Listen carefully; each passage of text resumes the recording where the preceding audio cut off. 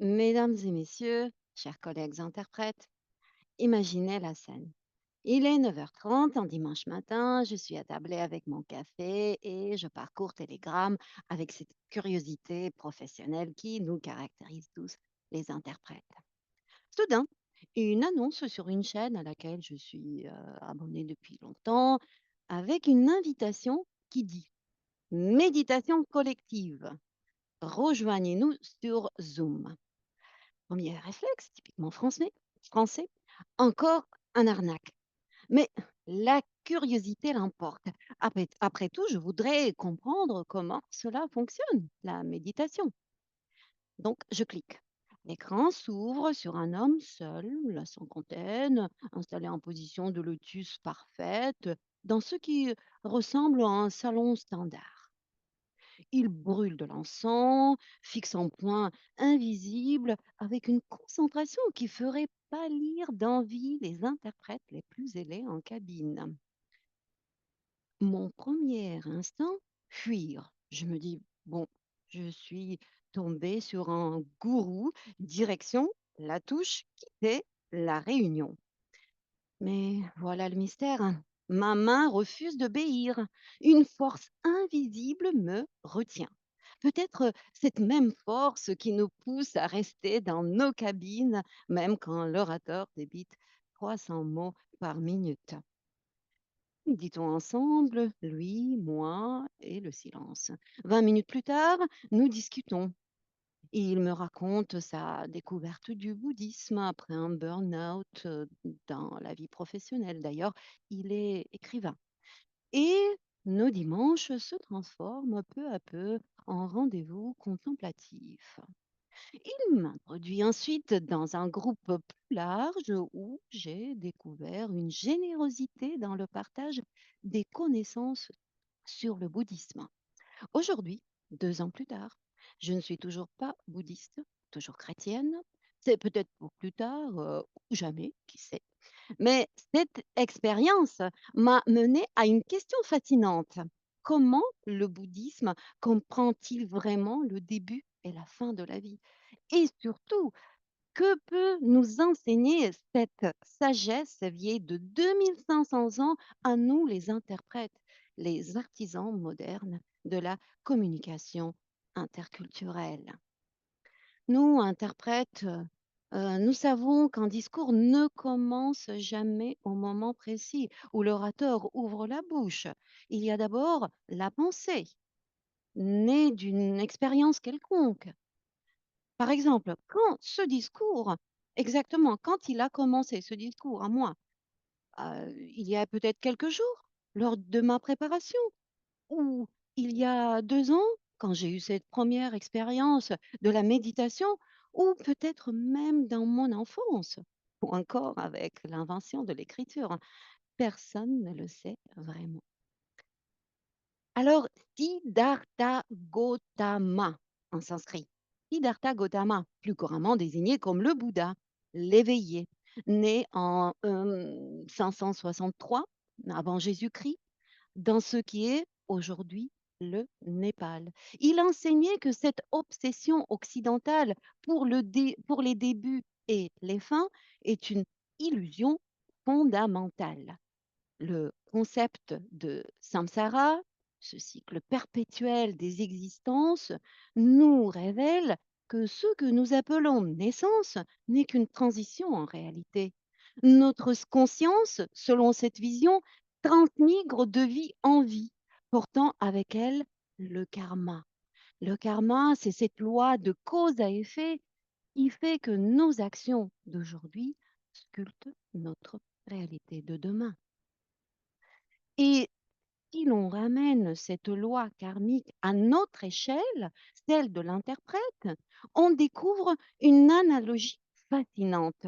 Prenons un exemple concret de notre quotidien. Dans nos 8 heures de travail en cabine, nous traitons en moyenne 150 mots par minute, soit quelques 72 000 mots par jour.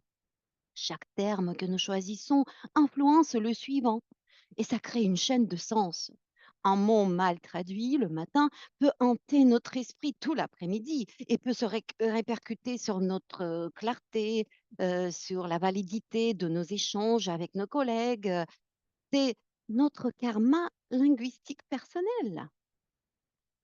Le maître vietnamien Thich Nhat Hanh, décédé le 22 janvier 2022 à l'âge vénérable de 95 ans, nous offrait une clé essentielle pour comprendre cette interconnexion universelle.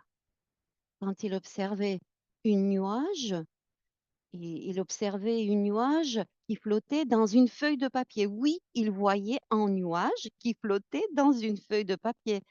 Ça mais ce n'est pas juste un phénomène poétique parce que, Thich Nhat Hanh est aussi un poète, mais en même temps, il révélait dans, dans ce nuage, dans une feuille de papier, révélait la nature profonde de notre existence interdépendante. Car sans nuage, il n'y aura pas de pluie. Sans pluie, les arbres ne peuvent pas pousser et sans arbres, nous ne pouvons pas faire de papier. Donc cette feuille, aussi fine soit-elle, contient en elle-même tout l'univers. C'est exactement ce que Thich Nhat Hanh exprimait dans son poème bouleversant «Appelez-moi par mes vrais noms», où il nous invite à reconnaître cette vérité universelle. Dans ce poème, il se reconnaît en plusieurs personnages. Il dit: «Je suis l'enfant d'Ouganda, décharné, squelettique. Je suis à la fois le marchand d'armes, vendant des armes meurtrières à l'Ouganda». Dans ses vers, il nous rappelle que la compassion authentique naît de notre capacité à nous reconnaître dans l'autre. Quand il nous demande de l'appeler par ses vrais noms, il nous invite donc à nous éveiller et à ouvrir pour toujours la porte de notre cœur, à la porte de la compassion en réalité. Cette vérité bouddhiste prend une dimension particulièrement touchante dans notre métier d'interprète, où nous sommes, à mon avis, appelés à incarner une triple compassion. D'abord, la compassion envers l'orateur, puisque nous accueillons ses mots, ses émotions, ses convictions avec une bienveillance totale, sans jugement. Nous devons momentanément nous devenir une sorte de réceptacle de sa pensée, de ses espoirs, tout comme de ses inquiétudes. Puis vient la compassion envers le public. Nous portons la responsabilité de transmettre fidèlement le message en respectant l'intelligence et la sensibilité de notre public. Enfin, la compassion envers nous-mêmes. Accepter que nous ne sommes que des êtres imparfaits, vulnérables, traversés par les émotions et les souffrances du monde.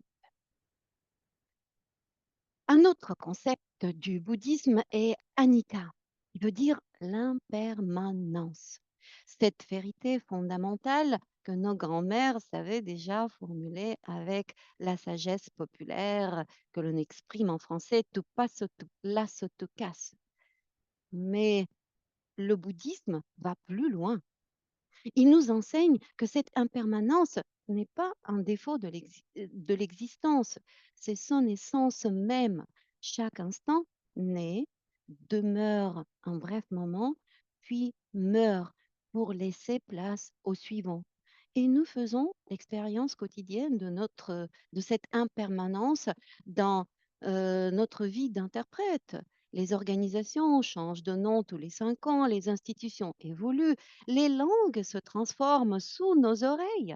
Le français du premier président sénégalais, Léopold Sédar Senghor, il y a 20 ans, n'est plus tout à fait celui des rappeurs franco-sénégalais d'aujourd'hui. L'anglais international de 2025 intègre des expressions qui n'existent pas en 2020. Qui aurait prédit que nous devrions maîtriser le vocabulaire des crypto-monnaies, de l'intelligence artificielle ou du télétravail en mode hybride? Notre métier lui-même témoigne de cette impermanence universelle. Cette impermanence ne doit pas être une source d'angoisse. Au contraire, elle devient libératrice lorsque nous l'acceptons. Comme le dit le Bouddha, la douleur est inévitable. Par contre, la souffrance, elle, elle est optionnelle. Et c'est justement dans cette acceptation profonde du cycle perpétuel, naissance, mort, renaissance, que surgissent ces moments de grâce absolue. Le bouddhisme nous enseigne que l'éveil peut survenir à tout instant quand nous cessons de lutter contre cette impermanence. Oui, je pense que vous avez deviné.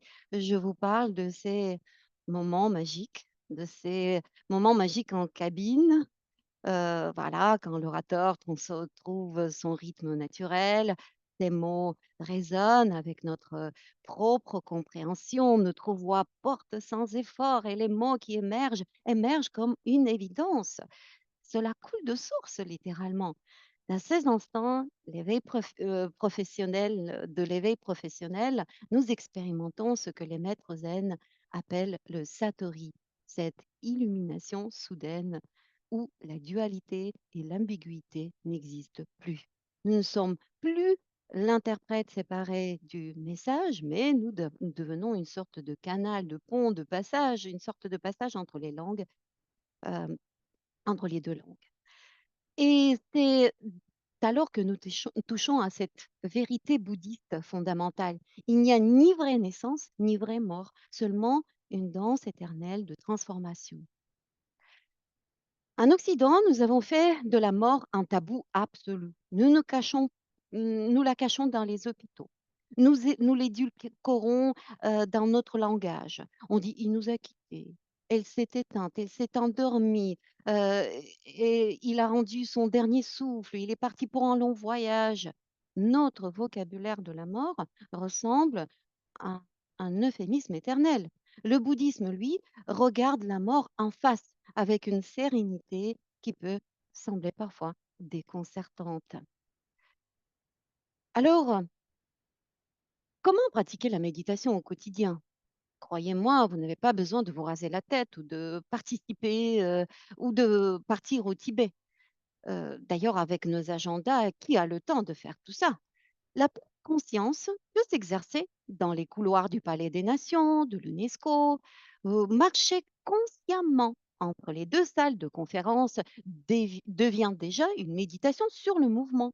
Écoutez vraiment vos collègues, il faut être présent avec eux pendant les pauses café. Ça, déjà, ça devient une pratique de présence authentique. Même nos moments de stress technique, quand le système audio rend l'âme à 9 heures pile, ça peut devenir aussi une sorte d'exercice de lâcher prise. Respirer profondément, accepter l'impermanence du matériel, trouver des solutions créatives dans l'instant présent. Prenez donc ces petites catastrophes quotidiennes comme beaucoup d'invitations à la sagesse. Alors, je conclus cette réflexion, mais est-ce vraiment une conclusion? Parce que je viens de vous exposer une vision cyclique de l'existence à travers le bouddhisme. J'ai fait ce rapprochement entre le bouddhisme et l'interprétation. Mais ai-je raison de voir dans notre métier un écho des enseignements du Bouddha? Peut-être que la réponse réside précisément dans cette interrogation elle-même, car le doute, loin d'affaiblir notre propos, le renforce. Il témoigne de cette humilité intellectuelle que le bouddhisme place au cœur de la quête de vérité. Le Bouddha lui-même encourageait ses disciples à questionner, à vérifier par l'expérience plutôt que d'accepter aveuglément ses paroles. Il disait ne croyez rien simplement parce que je vous l'ai dit. Et c'est exactement ce que nous faisons dans nos cabines. Nous pratiquons une forme de méditation active, d'écoute active. Cette attention pleine, portée à chaque nuance, chaque intonation, chaque silence. Nous cultivons, sans le savoir, cette présence totale à l'instant que les maîtres zen appelle zazen. Être complètement là, dans l'écoute, dans la restitution, sans jugement ni projection. Ce rapprochement n'est donc pas une analogie forcée, mais une reconnaissance. L'interprétation simultanée exige de nous les mêmes qualités spirituelles que la pratique du bouddhisme. La compassion pour accueillir la parole de l'autre sans la déformer. Le détachement pour ne pas imposer nos propres opinions. L'acceptation de l'impermanence pour lâcher prise sur chaque phrase une fois terminée, et surtout cette conscience aiguë que nous ne sommes pas les créateurs du message, mais ses serviteurs transparents et effacés. Le bouddhisme et l'interprétation se rejoignent dans cette vérité essentielle. Il n'y a pas de séparation réelle entre celui qui parle et celui qui écoute, entre le début et la fin, entre la naissance et la mort. Il n'y a qu'un flux continu de conscience, de compréhension et de compassion. Alors, sans conclure, permettez-moi d'emprunter une dernière fois les mots de Thich Nhat Hanh. Nous sommes ici pour nous éveiller de notre illusion de séparation. Ma propre attraction pour cette philosophie, malgré mes racines chrétiennes bien ancrées, me rappelle que la vérité ne connaît pas de séparation, ne connaît pas vraiment de séparation, ne connaît pas de frontières linguistiques ou religieuses. Elle se révèle à qui sait écouter avec un cœur ouvert et une âme disponible. Merci de votre attention bienveillante, chers collègues, et j'exprime beaucoup d'admiration et de compassion à ceux qui ont interprété ce discours simultané. Merci.